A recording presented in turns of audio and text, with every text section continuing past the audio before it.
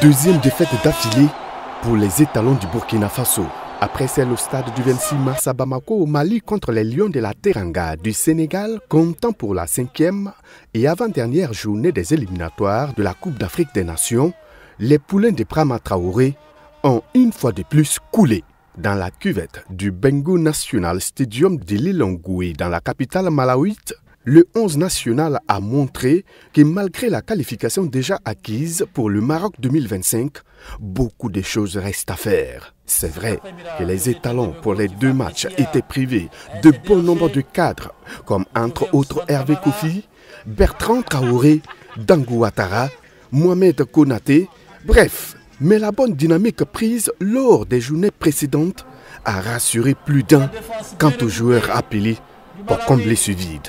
Hélas, Issoufou Dayo et ses coéquipiers ont déroulé tout sauf le ballon dans cette rencontre. Les Malawites ouvrent le score à la 28e minute sur cette frappe.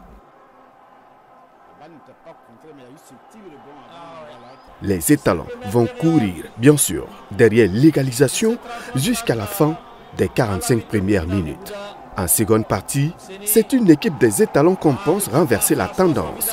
Contre toute attente, les Malawites doublent la mise à la 57e minute.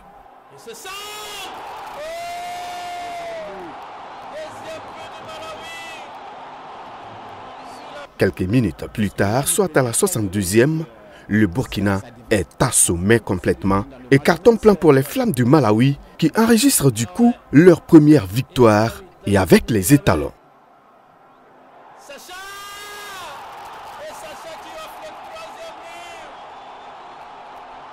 Des questions, on doit se les poser, oui, avant les journées à venir comptant pour les éliminatoires de la Coupe du Monde et bien sûr des phases de groupe de la Coupe d'Afrique des Nations.